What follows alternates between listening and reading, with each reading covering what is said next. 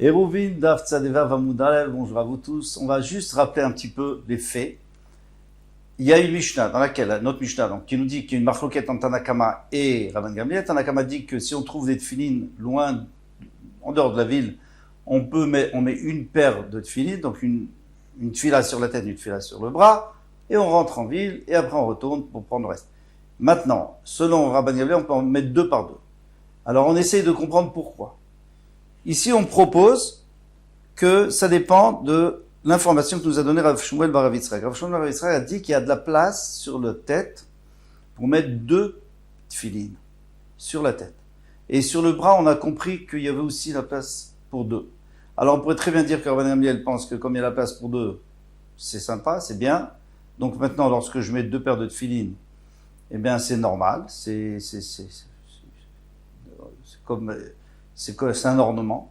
Et selon les Chachamim, où il y a de la place que pour un, selon Tanakama il y a de la place pour un, alors ça s'appelle pas un ornement, donc je peux pas prendre plus qu'une paire de tefilines. Ça c'est ce qu'on a essayé de dire. Alors, on reprend dans les mots, c'est 9 lignes avant la fin. Les mag, alors très rapidement, Rav Shmuel bar Yitzchak, c'est par rapport à ce qu'a dit Rav Shmuel bar Yitzchak. Tanakama savoir dit de Rav Shmuel bar Yitzchak, Tanakama n'est pas d'accord avec Rav Shmuel bar Yitzchak. Rabban Gamliel dit de Rav Shmuel bar Yitzchak, Rabban Gamliel est d'accord qu'il y a de la place pour deux. Non. Et Koulé Alma Itleu, c'est embêtant de dire ça, parce qu'en réalité, c'est une réalité qu'il y a de la place pour deux. Et Koulé Alma Itleu, de Rav Shmuel bar Yitzchak, tout le monde est d'accord qu'il y a de la place pour deux.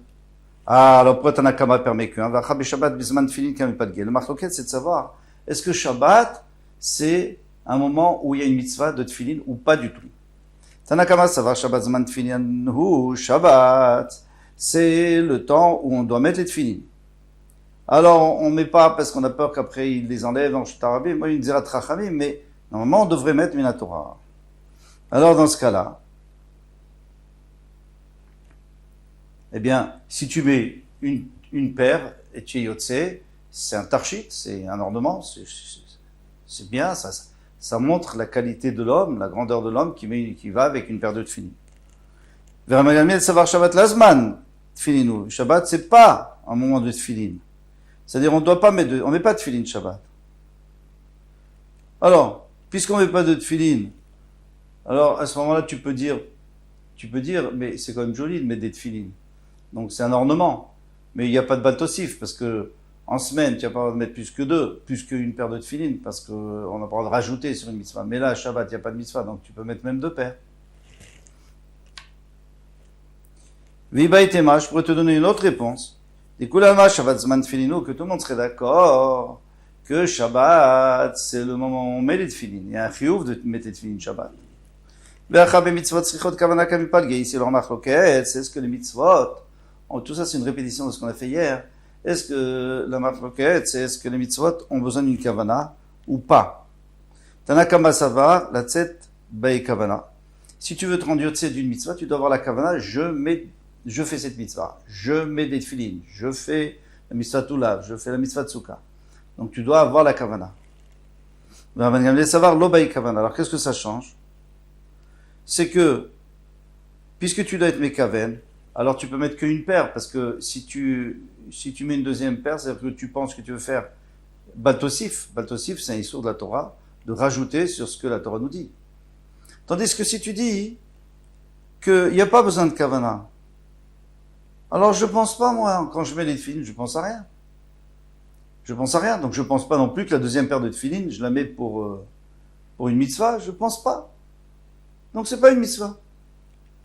Donc j'ai pas baltosif. Qu'est-ce qu'on fait après? Voilà. Donc on tourne la page. Si tu veux, je te donne encore une autre, troisième réponse. Peut-être que tout le monde est d'accord qu'on n'a pas besoin d'avoir une kavana, on n'a pas besoin de penser à une mitzvah. On met de filin, ça y est, on est yotse. Ah, si tu dis ça, il y a un problème. C'est comment ça fait que tu as rajouté une deuxième paire? La marloquette, c'est est-ce que on transgresse baltosif, le fait de rajouter? Il dit même quelqu'un qui pense pas, il fait la mitzvah plus que ce qu'on lui a dit. On lui a dit de mettre une paire de filles, il en met deux. Ou la même chose pour Sukkot. Il reste dans la souka, après Sukkot, il continue à manger dans la souka, on va voir tout ça. eh bien, même sans kavana, c'est assourd. Rabban Gamliel savoir, la vor mishum baltosif baï kavana. Non, Rabban Gamliel, il dit, mais non, il faut avoir une kavana. C'est vrai que pour faire la mitzvah, je n'ai pas besoin d'avoir une kavana. Je mets mes tefilines, c'est bon, je fais la mitzvah. Mais si j'ai envie si on veut considérer que je transgresse baltosif parce que je mets une deuxième paire de tefilines, c'est seulement si j'ai envie de faire la mitzvah mieux que la Torah nous a dit, ou pire, puisqu'on n'a pas le droit de le faire. Alors là, oui, je transgresse, mais puisque j'ai l'intention juste de porter des tefilines, les amener à la maison, et les porter à la maison, à ce moment-là, il n'y a pas de baltosif, bien sûr que non. Donc je peux en mettre deux. Mais je peux te dire encore une autre explication, une autre réponse. Des Shabbat Zman Tfilin. Si réellement on pense que Shabbat c'est le temps de mettre les tefilines, ou il y a une obligation de mettre les tefilines, découlé malo la avor baïkavana, velo la tset baïkavana. Dans ce cas-là, d'après tout le monde, on n'a pas besoin de kavana ni pour transgresser baltosif, ni pour se rendre yotse. On n'a jamais besoin de kavana. Si sans kavana, tu es déjà yotse baltosif, tu es yotse de la mitzvah, tu es quitte de la mitzvah de tefilin, et tu es aussi ouvert baltosif. Alors pourquoi Rabban Gamliel va permettre mais maintenant, la avor, pour transgresser chez l'obismano, quand c'est pas le temps, c'est-à-dire, si on dit que c'est pas Zman Tfilin, oui, si on dit que c'est Zman Tfilin, alors il y a un problème. Mais si on dit que c'est pas Zman Tfilin, Tanakama Savar Lobaï Kavana, dans ce cas-là, il n'y a pas besoin de Kavana, même si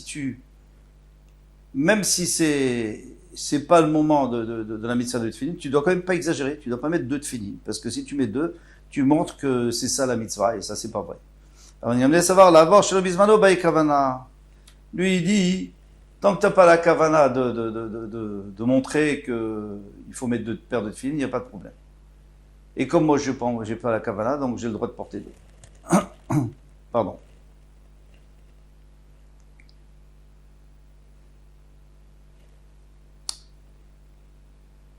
Gemara demande, Yachi, c'est ainsi les Rabbi Meir Zug Echad Nami Lo. Si c'est ainsi d'après Rabbi Meir, d'après Tanakam, il ne faudrait même pas une paire de tefillin. Pourquoi? Parce que lui, il pense que même sans kavana, tu transgresses baltosif. Et là, tu es en train de transgresser. Pourquoi? Parce que Shabbat, on ne met pas les tefillin. Donc ça s'appelle baltosif, tu rajoutes un jour. Tu rajoutes un jour. La Torah te dit 6 jours et toi tu mets 7 jours. C'est baltosif ça. Même si tu mets une paire de tefillin. Une seule paire. Veod, et je te pose la même question sur Yachen. Celui qui dort Shmini Atzeret, il dort dans la souka. Yilke, il faut qu'il reçoive des coups. Pourquoi? Parce que baltosif, c'est un lave. Et là, l'autre tosif, tu n'as pas le droit de rajouter. Donc tu dois recevoir des coups parce que tu as rajouté. Toi, non, on te dit 7 jours, tu dormiras dans la soukha et tu dors un 8e jour. Alors tu vas me dire, d'accord, personne ne le fait. Si, bien sûr, tout le monde le fait. En Chutz Laaretz, ceux qui sont en dehors d'Eretz Israël, ils le font. Pourquoi ils le font? Parce que c'est safek, d'accord, c'est safek, d'accord. Admettons qu'on soit dans un doute. Alors ça veut dire que tu as 50% de chance que tu transgresses la Torah parce que tu es ossif. Tu peux pas faire ça. En plus, c'est pas vraiment un safek, c'est une tagadat rachamim de faire encore un 8e jour. C'est-à-dire un 8e jour de Sukkot. Simchat Torah, bien sûr, mais c'est un 8e jour de Sukkot. Donc ça marche pas très bien, cette histoire. Pourquoi il dit de dormir? Parce que celui qui mange dans la Soukha, en réalité, il montre c'est pas vraiment Sukkot, parce qu'il fait pas la bracha.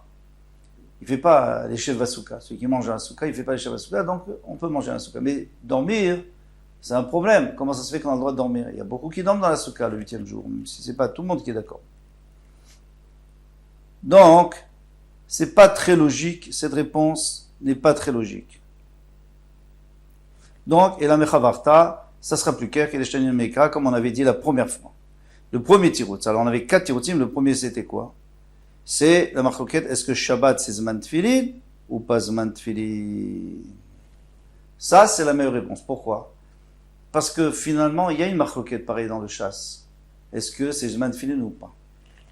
Alors si tu me dis que tout le monde est d'accord, alors on comprend plus la marloquette. Donc il faut rester avec ça, qu'il y a une marloquette, est-ce que Shabbat c'est Zman Tfilin ou pas? Elle m'a demandé, man Shabbat là, Shabbat Zman Tfilin. D'accord. Alors maintenant, il y en a un qui dit que Shabbat c'est Zman Tfilin. Qui est ce Tana là qui nous dit que Shabbat Zman Tfilin? Rabbi Akiva, c'est Rabbi Akiva. Des Tanya. Alors comment il est écrit? Ushmarta, Veshamarta, et Achuka, Azot, les Moadam, Yamin, Yamima. Oui, de quoi on parle là-bas? Alors là-bas, on parlait de Pessah. Ouais, on a dit qu'il faut garder. Et après, on parle, et donc dans le même passage, donc dans toute la paracha, on parlait de Pessah, mais après, au milieu, à la fin du passage tête, vous l'avez ici, il y a écrit, l'autosifo la davarazé, et vous ne devrez pas rajouter, non, pardon.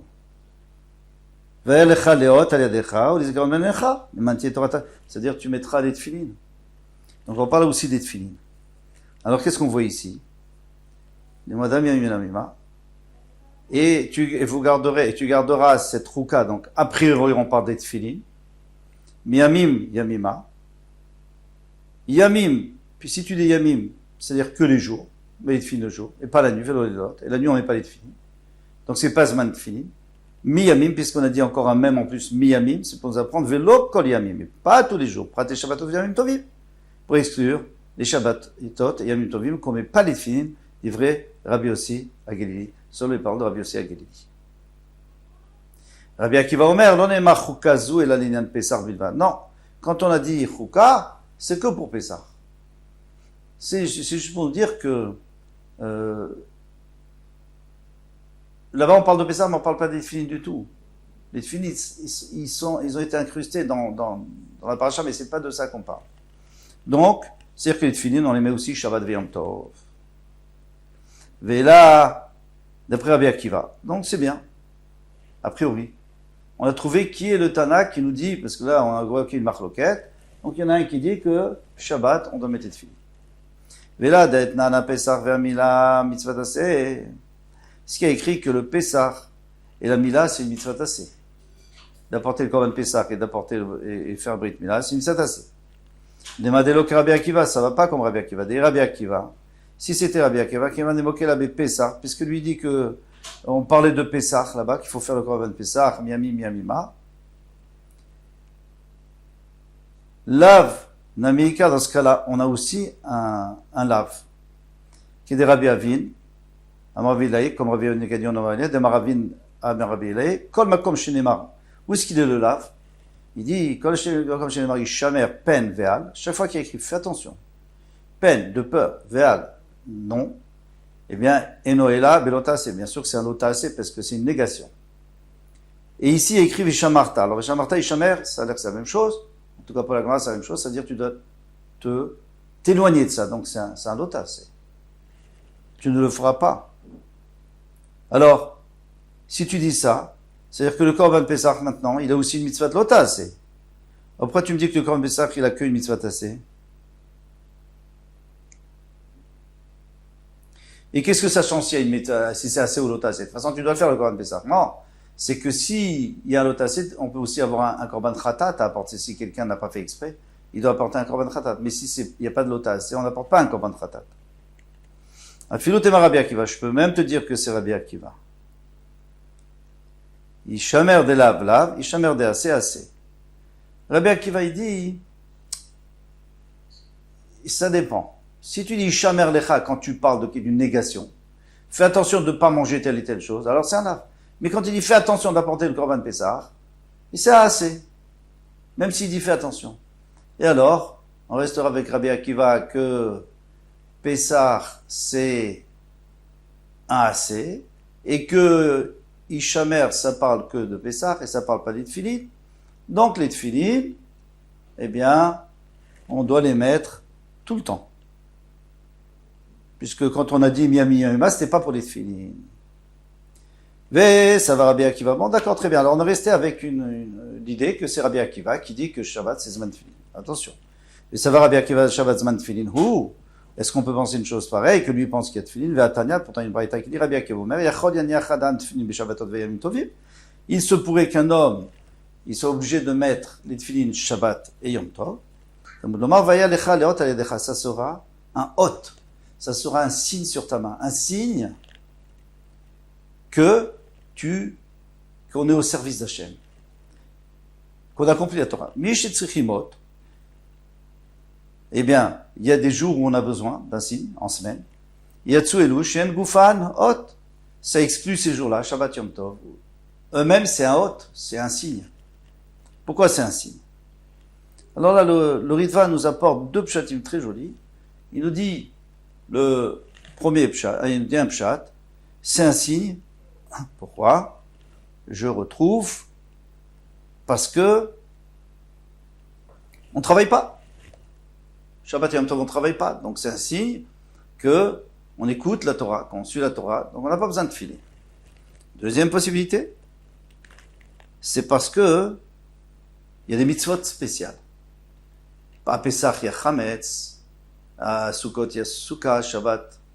Il y a des mitzvot. Dans chaque fête, il y a des mitzvot spéciales qui montrent qu'on est au service d'Hachem et qu'on tient la Torah.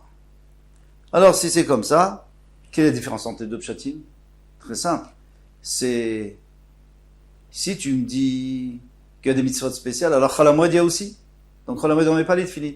Puisque à Pesach, Chol HaMoed, il y a Chametz. À Sukkot, il y a la Sukkah. Et à Shavuot, de toute façon, il n'y a pas de Chol HaMoed.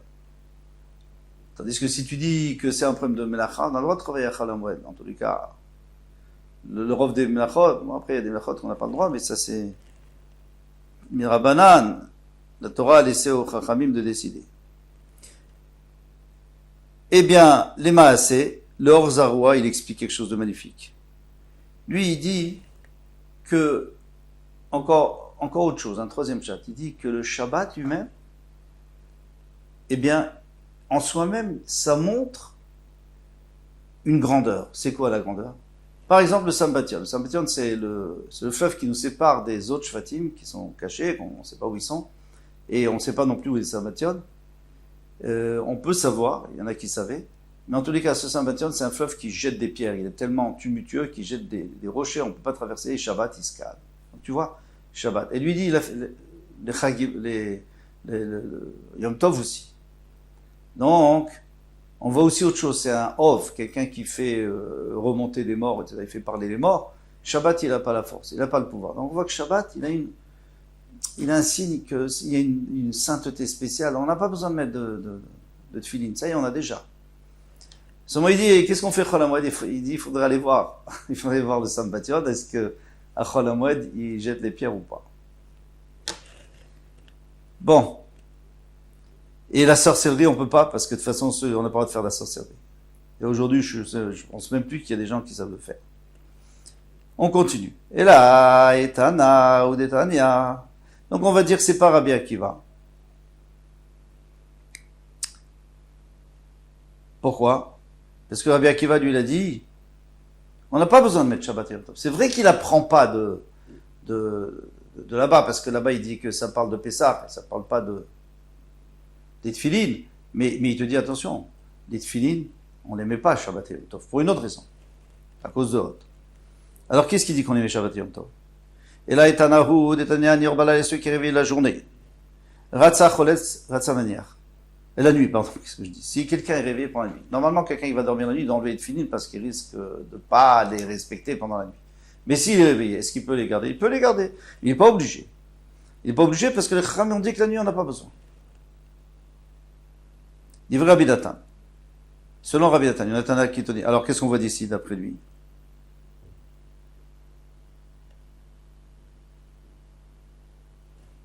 Bon, on va voir. Rabbi Natan qui te dit non, mais on ne met pas les films la nuit du tout. Mais il a les Tanakama Zman Tfilin, donc tu vois bien que d'après Tanakama, c'est Zman Tfilin. Puisqu'il il devrait les mettre, sauf s'il dort, ou alors s'il se dit, bon, de toute façon, les Chachamim, ils ont autorisé de les enlever.